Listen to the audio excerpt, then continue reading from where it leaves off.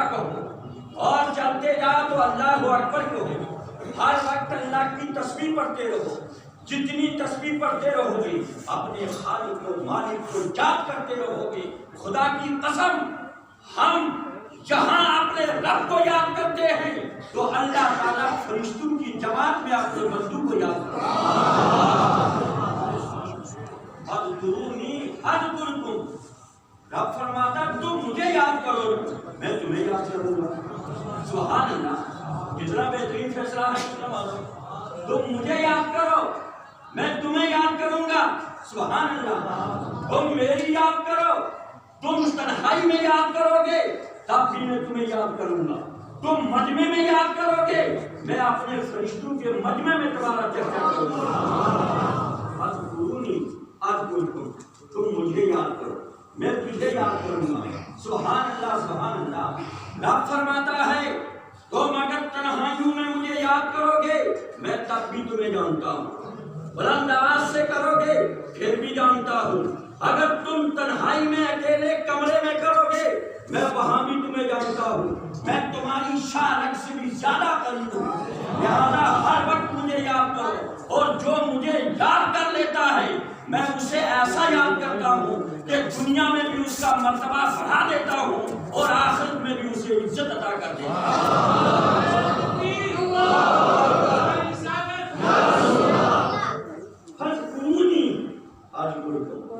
تم مجھے یاد کرو میں تمہیں یاد کروں گا، تم مجھے یاد کرو میں تمہارا چرچا کروں گا۔ سبحان اللہ سبحان اللہ، اللہ تعالیٰ نے فرمایا ہر وقت مجھے یاد کرو، اور رب کائنات نے فرمایا جب بندہ مومن نماز پڑھتا ہے میری عبادت کرتا ہے اللہ اللہ اور مجھے پکارتا ہے، اب نماز میں بندہ کیا کرتا ہے؟ براہ راست اپنے رب سے ہم کلام ہوتا ہے، اپنے رب سے باتیں کرتا ہے۔ ہم تو سب پڑھتے ہیں، ثنا سب پڑھتے ہیں، تحفظ و تسلیہ ہم سب پڑھتے ہیں، التحیات ہم سب پڑھتے ہیں، لیکن مطلب کیا ہے؟ کہتے کیا ہے؟ پائے کیا رہے ہیں؟ ترجمہ کیا ہے؟ ٹرانسلیٹ کیا ہے؟ اس کا مطلب کیا ہے؟ تھوڑے مختصر وقت میں توجہ فرمائیے، توجہ ہے؟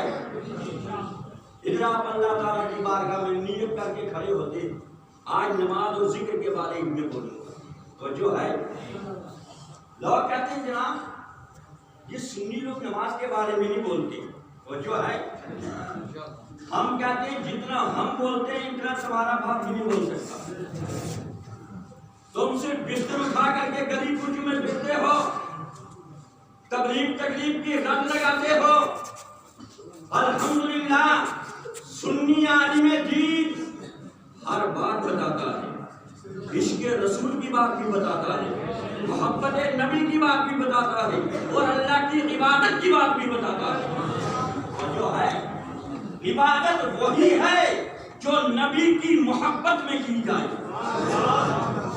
نماز وہی قبول ہے جو نبی کی محبت میں پڑھی جائے، رکوع اور سجود وہی قبول ہے جو رسول اعظم کی محبت میں پڑھے گئے، عبادت وہی قبول ہے جو رسول اعظم کے عشق میں ادا کی جائے۔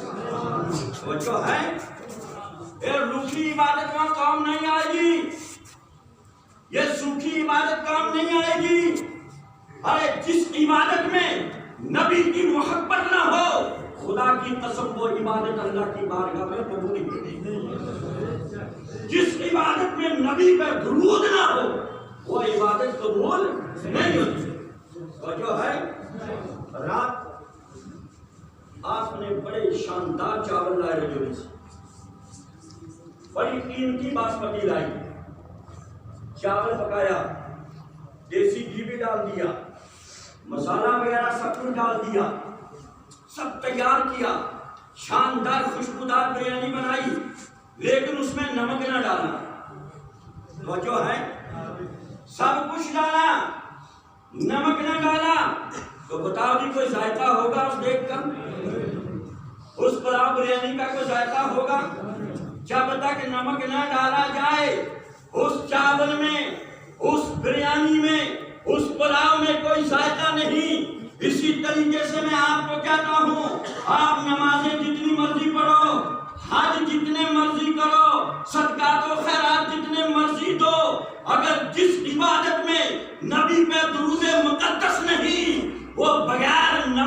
عبادت ہے وہ عبادت اللہ کی بارگاہ میں قبول نہیں ہوئی، نہ اس میں ذائقہ ہے۔ ذائقہ اسی عبادت میں ہے جس میں مصطفیٰ یعنی رحمت کی ذات کا درود مقدس ہے۔ رب بھی فرماتا ہے یا ایھا الذین آمنوا صلوا علیہ وسلموا تسلیما، اے ایمان والو تم بھی میرے نبی پہ خوب صلاۃ و سلام پڑھو، صلو علیہ سلام پڑھو، وسلموا خوب سلام پڑھو۔ دونوں لفظوں کا ذکر قرآن میں، سلام کا ذکر بھی قرآن میں، سلام کا ذکر بھی قرآن میں۔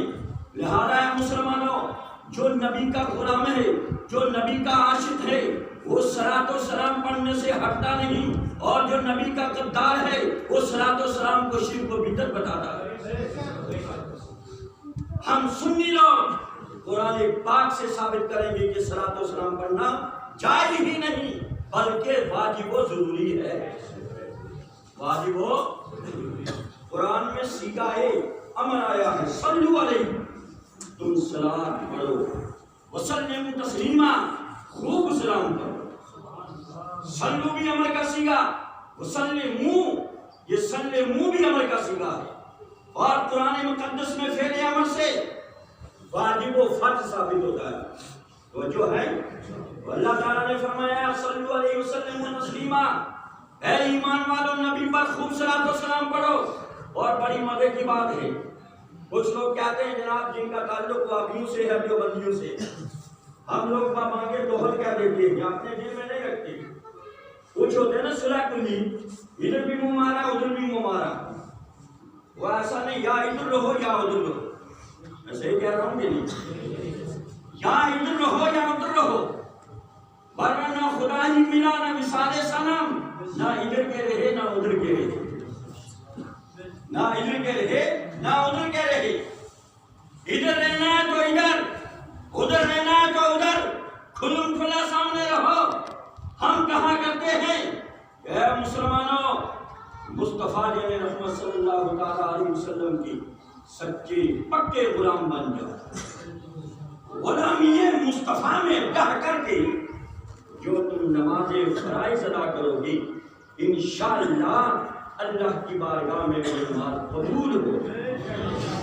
جو زکات دو گی، جو خیرات دو گی، جو حج کرو گی، جو روزہ رکھو گی انشاءاللہ اللہ کی بارگاہ میں قبول ہو۔ اگر دل میں مجھ رسول رکھو گی، نبی کا حسد رکھو گی، ساری نمازیں، ساری عبادتیں، سارے حج، سارے روزے، سارے صدقات و خیرات کل قیامت کے دن منہ پہ مار دیے جائیں۔ ہم کیا نمازیں پڑھتے ہیں، ہم کیا عبادت کرتے ہیں؟ شیطان نے کم عبادت کی ہے جی، 6 کروڑ برس عبادت کی ہے، کتنی جی؟ 6 کروڑ سال عبادت کرنے والا آخر قرآن نے اس کو کفر کا فتویٰ دے دیا۔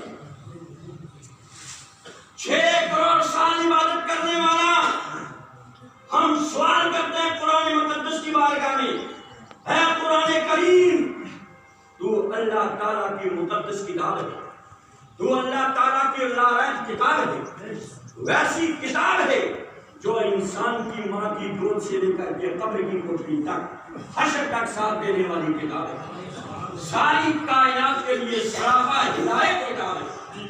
اے قرآن تو ہی بتا، آخر 6 کروڑ سال عبادت کرنے والا شیطان مردود کیسے ہو گیا، کافر کیسے ہو گیا؟ آج کچھ لوگ کہتے ہیں جناب فلاں گستاخ رسول کا دیکھو تو اس کو کافر کہہ دیا، خارج اسلام کہہ دیا۔ میں جی نماز پڑھتا ہے، میں کہتا ہوں اتنا بڑا نمازی ابھی تک نہیں کوئی ہوا نہ ہوگا، ساری کی عمریں ملا کر کے اتنی عمر نہیں ہے جتنی اس مجھے شیطان کی ہے، ابھی بھی ہے وہ۔ حضرت آدم علیہ السلام کے وقت اس وقت کا پیدا ہوا ابھی بھی بوڑھا ہے، مرا نہیں، اللہ کی طرف سے چھوڑ جائے کہ کیا تو جتنے کام کرنے کر، اللہ نے تیرے مقدر میں جہنم فرما دی۔ 6 کروڑ سال عبادت کرنے والا کافر و مشرک کیوں ہو گیا؟ بس اسی لفظ کو سمجھنا.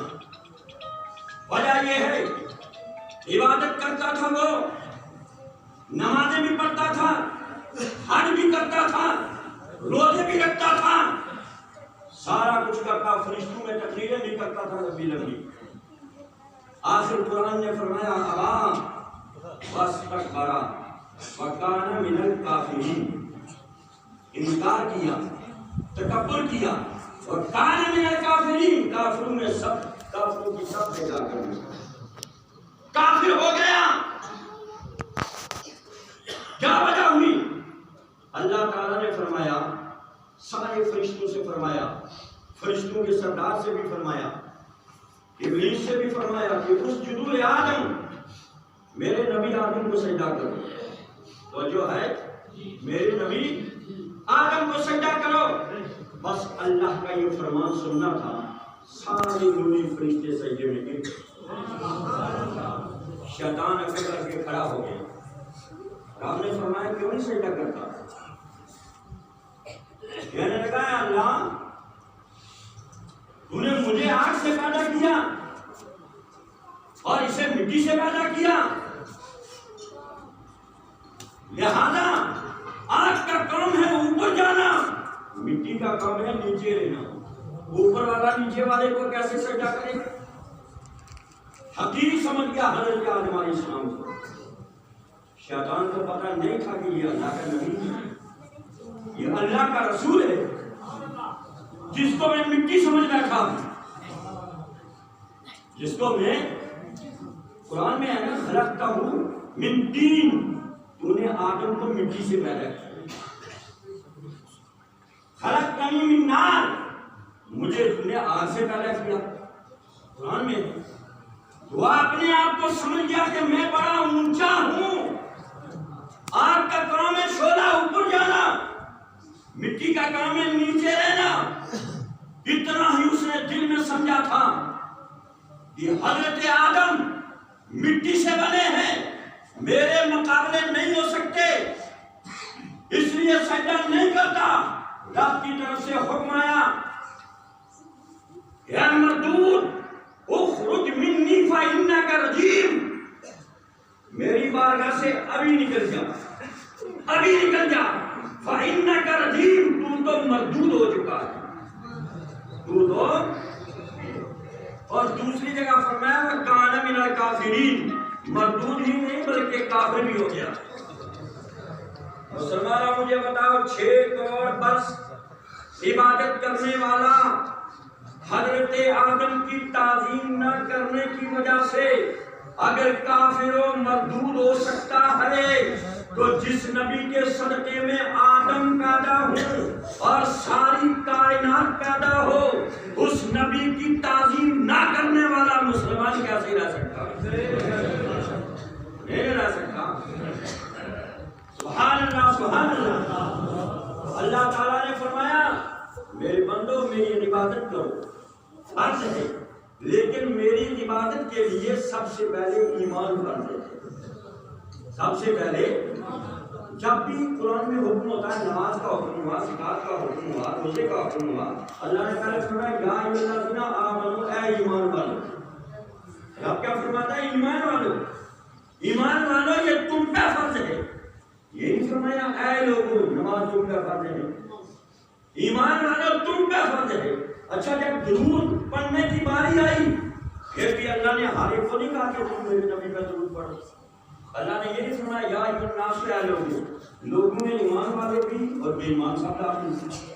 لوگ تو سب کو کہتے ہیں نا لوگ، لیکن ایمان والے مسلمان ہی ہوتے ہیں جو اہل ایمان ہیں. تو جب درود پاک پڑھنے کی باری آئی اللہ نے یہ نہیں فرمایا اے لوگوں تم پڑھو، بلکہ رب نے فرمایا یا ایھا الذین آمنوا صلوا علیہ وسلموا تسلیما، اے ایمان والو تم میرے نبی پر صلاۃ و سلام پڑھو. سبحان اللہ، سبحان اللہ. آپ فیصلہ قرآن نے دے دیا. اگر کوئی آپ سے کہ ہم نہیں صلاۃ و سلام پڑھتے، آپ کہنا جناب نہیں پڑھتے تو آپ کو حکم ہی نہیں، حکم ہمیں ہے. جواب دے دو، حکم کس کو ہے؟ حکم تو ایمان والوں کو ہے، بے ایمانوں کو تو حکم ہی نہیں ہے.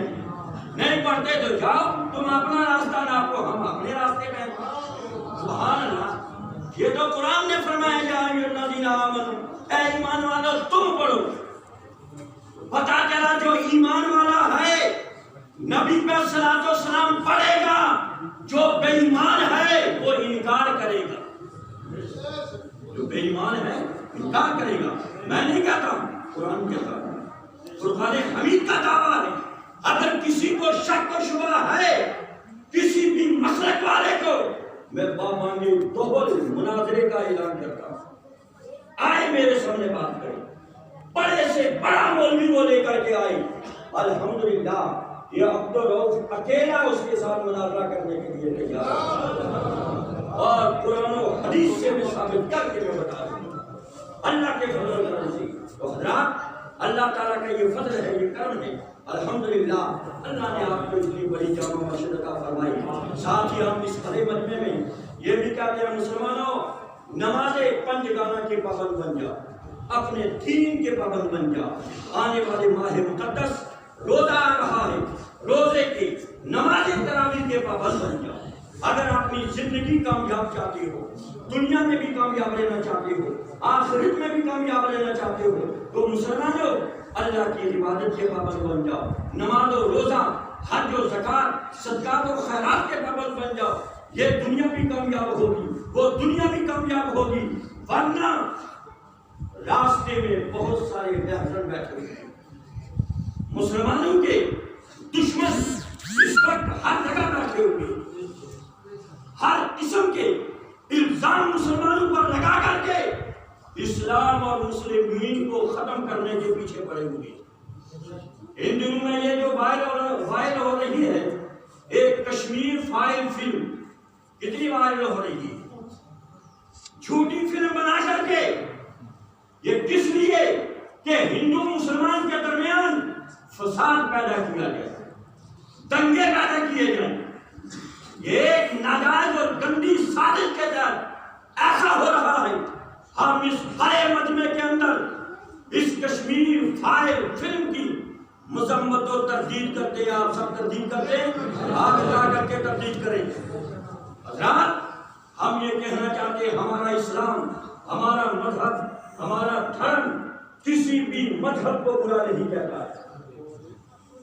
ہندوستان میں ہر رہنے والا اپنے طریقے سے، پورے طریقے سے وہ اسے رہنے کا حق ہے، وہ زندگی گزار سکتا ہے۔ اسلام نے کسی کے مذہب کو برا نہیں کہا۔ ہم اپنی عبادت کرتے ہیں، اپنے رب کو وحدہ لا شریک مانتے ہیں، ایک مانتے ہیں، اللہ کے رسولوں اور نبیوں کو مانتے ہیں، قیامت کو برحق مانتے ہیں، جنت و دوزخ کو مانتے ہیں، اللہ کی ساری کتب سماویہ اور جتنے بھی احکام ہیں الحمدللہ ہم اسے مانتے ہیں، اور اپنی شریعت کے مطابق، مذہب اسلام کے مطابق، جو مذہب نے ہمیں امن سکھایا ہے، ہمیں شانتی سکھائی ہے، اس طریقے سے ہم خود بھی چلتے ہیں، اور اپنی پبلک کو بھی اس طریقے سے ہم بابانے دوہل اعلان کرتے ہیں کہ اے لوگوں، تم جو ہے فتنہ فساد کی طرف نہ جانا، تم جو ہے بد امنی کی طرف نہ جانا، ہمیشہ امن کے ساتھ زندگی گزارو اور شانتی کے ساتھ رہو۔ اور ہم کہیں گے کہ ہماری ریاست جموں کشمیر میں کسی بھی طریقے کا کوئی فساد، کوئی فتنہ پھیلانے کی کوشش نہ کی جائے۔ ہم امن سے رہ رہے ہیں اور انشاءاللہ امن ہی سے رہنا چاہتے ہیں۔ ہمارا چاہے کوئی ہندو بھائی ہو، دلت بھائی ہو، کوئی سکھ بھائی ہو، وہ دنیاوی اعتبار سے ہم پیار کے ساتھ اس کے ساتھ رہنا چاہتے ہیں۔ اپنی اپنی جگہ اپنے دھرم کو مانو، باقی اے مسلمانوں اپنے مذہب پر پکے رہو، سچے اور سچے رہو، کبھی مذہب کا کبھی دھرم کا کہیں سودا نہ کرنا۔ یہ اسلام کا شیوا نہیں، یہ مسلمان کا شیوا نہیں۔ مسلمان وہ ہے جو اپنے مذہب کا پرچار ہر دور میں کرتا ہے، ہر جگہ کرتا ہے، وہ آرام میں ہو تب بھی اپنے مذہب کو سامنے لاتا ہے، چاہے وہ کسی کی جو ہے گرفت میں ہو تب بھی وہ اپنے مذہب کا کبھی سودا نہیں کرے گا۔ اسلام